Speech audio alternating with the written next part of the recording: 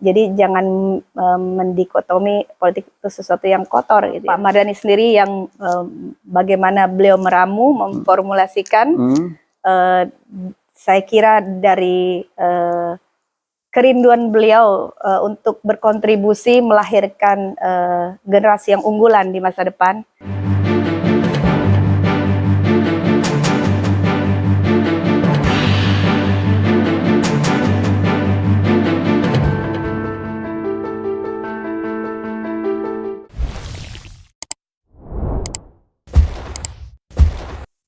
Bisik-bisik politik di Has Channel bersama Bu Dona, tokoh milenial muda yang setiap hari penuh kegiatan.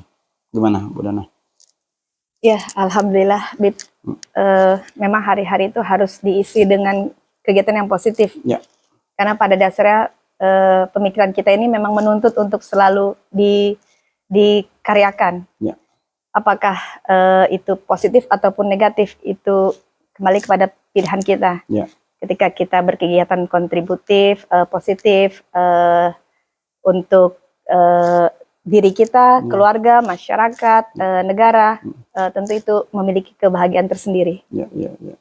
Jadi Bu Nana mungkin akhir-akhir ini mengikuti perkembangan dinamika Pilpres ini kan begitu luar biasa. Ya. Dengan tampilnya generasi milenial. Gimana menurut Bu Dona? Ya sebetulnya memang kita sendiri sebagai artinya orang-orang muda memang patut memiliki giroh semangat ya untuk menjadi pemimpin sebetulnya, Bib. Ya. Artinya bagaimana pemimpin masa depan itu adalah orang-orang muda sekarang. Ketika keberhasilan membentuk generasi, maka itulah keberhasilan masa depan kita. Saya menikmati bagaimana membersamai orang-orang muda yang mereka itu antusias dalam kegiatan yang produktif, dalam keilmuan, maupun awareness terhadap kehidupan sosial kemasyarakatan. Termasuk politik. Termasuk politik. Bagi saya politik itu tidak melulu bagaimana pengaturan negara atau khususnya mungkin kepada capres sekarang ini ya, Bib ya. Tapi buat saya politik itu adalah satu cara bagaimana kita menuju tujuan kita, goal gitu ya. Berarti politik itu sebagai kebutuhan hidup ya? Politik sebagai kebutuhan hidup.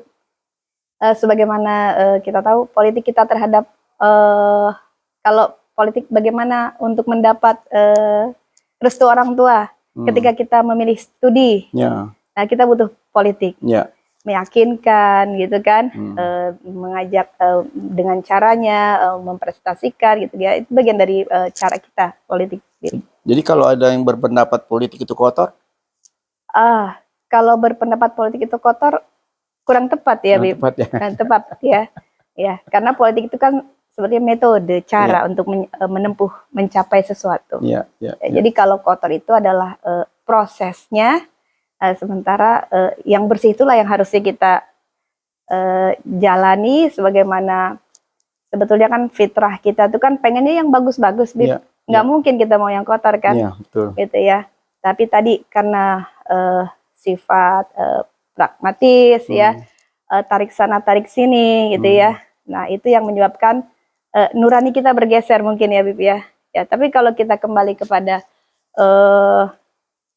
tujuan realnya, ya tentu kita harus kembali pada idealnya, gitu kan, bahwa kita ini mulia, maka kita ambil cara yang mulia, maka politik juga itu bagian dari mulia, gitu ya. Jadi jangan mendikotomi politik itu sesuatu yang kotor, gitu ya, Bib ya.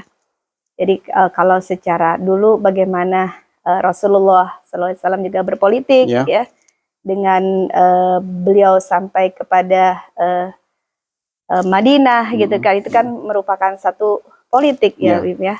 Bagaimana terjadinya piagam Madinah, sebagaimana Madinah itu menjadi satu negara, itu kan politik. Bagaimana Nabi itu menjadi pemimpin negara, presiden kalau dalam konteks kekinian ya, Bib. Nah sekarang kita juga ingin negeri kita ini sebagai warisan ulama, gitu ya. Artinya Islam sebagai rahmatan lil alamin, bukan hanya untuk umat Islam, tetapi menaungi seluruh komponen yang ada di wilayah di dalam negara ini.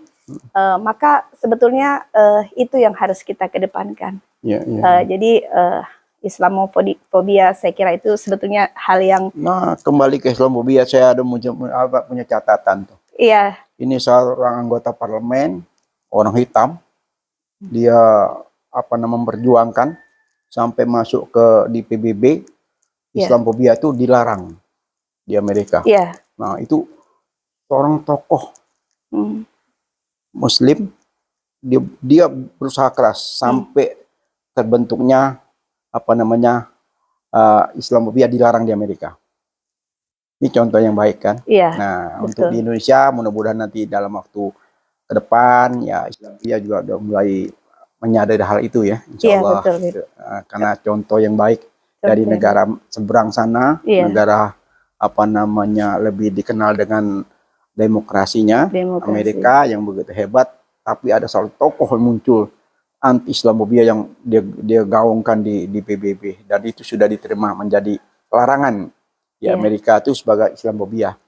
Betul. Nah, kenapa kita tidak?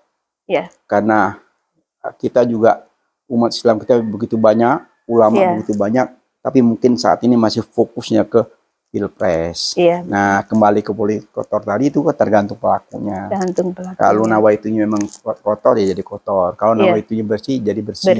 Nah, jadi dalam kesempatan ini mungkin Bu Dona bisa menghimbau kepada generasi milenial bahwa jangan sungguh-sungguh berpolitik. Kenapa? Tidak ada salahnya kok. Karena cawi-cawi di politik ini menjadi suatu keniscayaan. Karena kalau semua tidak peduli, akhir orang-orang yang menguasai negeri ini orang-orang yang tidak punya moral. Kalau orang-orang yang pintar, orang yang bermoral tidak peduli kepada kenegaraan, bagaimana negara ini jalankan dengan baik, ya makin hari makin terpuruk. Betul. Jadi memang generasi milenial, orang-orang muda, saya ajak kita himbau bersama untuk terjun, kontribusi, dan memberikan suara, bahkan mengawal menjadi politik yang sehat. Bangkit bersama. Bangkit bersama.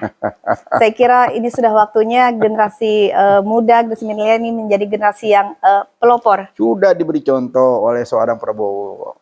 Jadi saya yakin di Pilpres yang 2024 ini akan muncul semua tokoh-tokoh muda.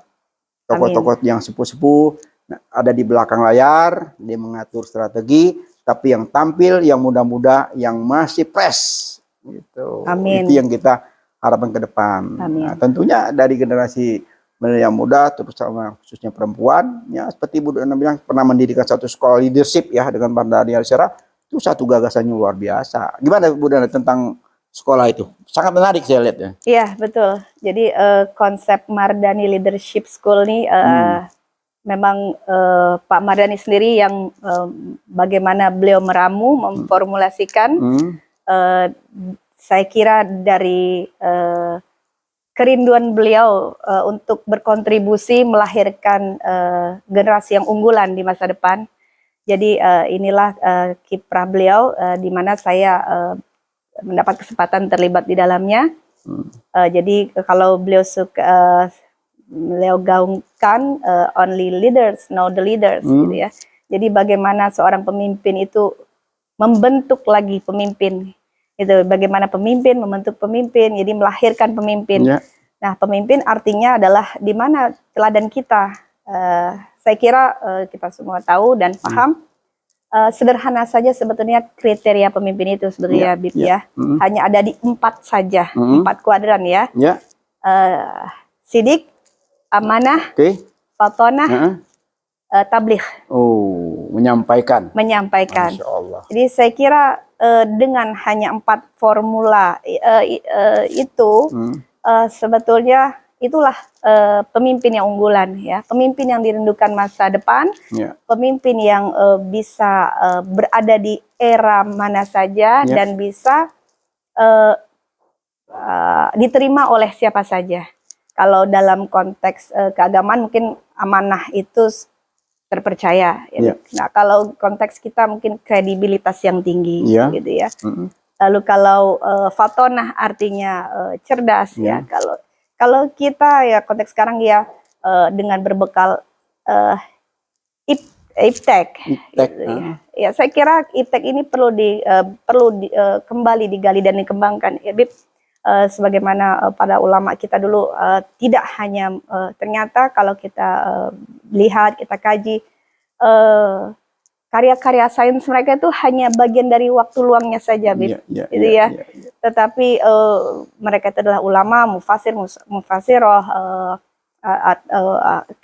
kitab-kitab, ya. Tetapi ilmu astronomi itu hanya digali di waktu senggangnya. Bahkan kita tahu Ibnu Sina itu ternyata literatur kedokteran yang digali oleh di dunia, ya? dokter pertama di dunia, yang sampai sekarang dijadikan buku induk di dunia medis barat, ya.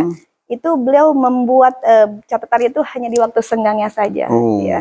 Jadi sebetulnya bagaimana kita terwah-wah dengan peradaban barat, nah kita kembali rekonstruksi bahwa Islam itu adalah titik tolak peradaban, yang dimulai dari kepemimpinan yang benar, yang sidik, amanah, fatonah, tabligh. Artinya tabligh itu menyampaikan, artinya ada transparansi, ya, di mana ada transparansi di situ kan. Jadi itulah pemimpin ideal yang semua lintas agama, lintas usia pasti semua menerima 4 kriteria tersebut. Jadi kriteria itu ada di 4. Ada di 4. Berkata selalu benar, apa yang diucapkan, apa yang difikirkan, apa yang dilakukan selaras. Gitu ya. Jadi tidak ada tidak ada dualisme dalam bersikap atau pemikiran, tetapi sinergi antara, kalau dunia pendidikan kita mengenal ada kognitif, afektif, motorik. Nah, jadi 3 aspek itu selaras. Nah, sebetulnya saya kira untuk saat ini ketika kita memberi dukungan kepada capres sekarang yang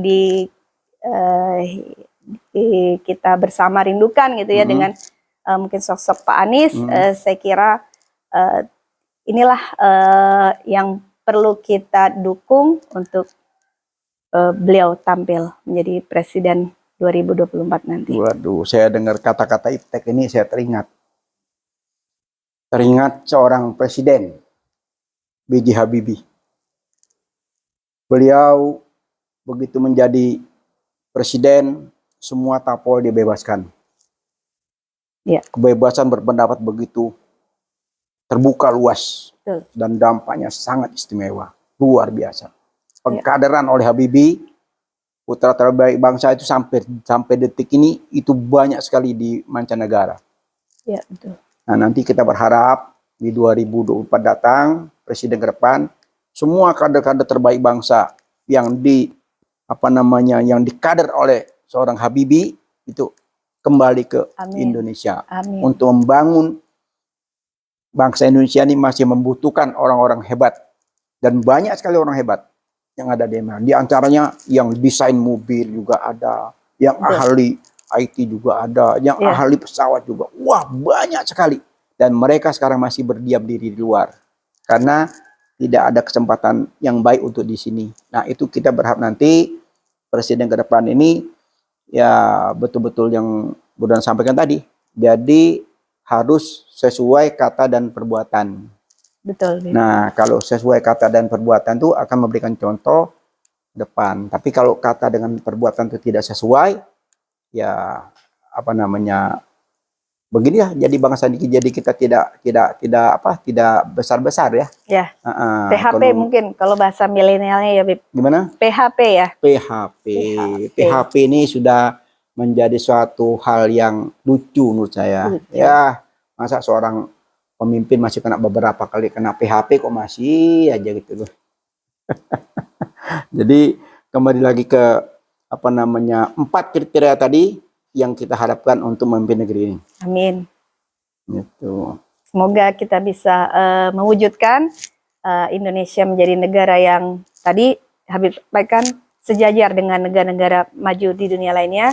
kita punya potensi luar biasa, baik secara moral, Indonesia ini terkenal dengan akhlak yang baik, secara kecerdasan artinya Indonesia ini tidak kekurangan orang-orang yang cerdas, dan secara keberanian untuk memimpin, saya kira Indonesia ini tempatnya orang-orang unggulan. Waduh, kalau tempat-tempatnya orang unggulan, orang-orang yang baik, saya yakin di Pilpres akan datang menjadi yang terbaik. Amin. Insyaallah. Karena proses pembelajaran politik ini terus kita sampaikan kepada publik bahwa saatnya setiap 5 tahun kita mengadakan pemilihan regenerasi dari generasi satu ke generasi lainnya, sehingga berjalan dengan smooth, dengan enak gitu, tanpa gonjang-ganjing politik gitu. Jadi saatnya bangsa ini banyak belajar ke depan supaya kita lebih maju lagi. Itu tadi saya mengharapkan generasi Budona yang ke bawahnya itu harus peduli. Ya, terus suarakan bahwa apa namanya politik bangsa bersih. Kita ini, bangsa kita ini bangsa besar, butuh pemimpin dan banyak orang-orang hebat, tidak sedikit. Betul. Ya, banyak sekali orang-orang hebat yang belum punya kesempatan untuk berkontribusi kepada negeri karena kelompok kepentingan masing-masing. Betul. Nah, itu yang sudah harus kita hapuskan nanti. Betul. Ya, jadi berikan peluang seluas-luasnya kepada regenerasi ke depan, sehingga peluang-peluang, katakan peluang-peluang jabatan eksekutif, jabatan legislatif, jabatan lain itu betul-betul diisi orang yang betul-betul profesional di bidangnya. Betul, betul. Profesional, kompeten, hard skill, soft skill, itu tercakup di dalamnya. Gitu. Jadi bisik-bisik dengan Bu Dona ini semakin seru, luar biasa. Intinya kita terus berbisik-bisik ya, sebagai proses pencerahan, sehingga apa namanya, kita mengajak ya, kalau milenial ini tetap peduli kepada suksesnya pemilihan presiden, pemilihan gubernur, pemilihan legislatif dan sebagainya, sehingga kita mendapatkan pemimpin yang baik di era 2024 yang akan datang. Bisik-bisik ini kita lanjutkan di episode berikutnya, tentu yang lebih menarik dengan Bu Dona sebagai akademisi, sebagai ustazah, sebagai praktisi juga, praktisi wanita. Wah, luar biasa. Aduh, alhamdulillah rabbil alamin. Bisik-bisik ini kita akhiri dengan wabillahi taufik wal hidayah. Wassalamualaikum warahmatullahi wabarakatuh. Ikuti terus Khas Channel sebagai proses pencerahan. Terima kasih, Bu Dona. Terima kasih, Habib.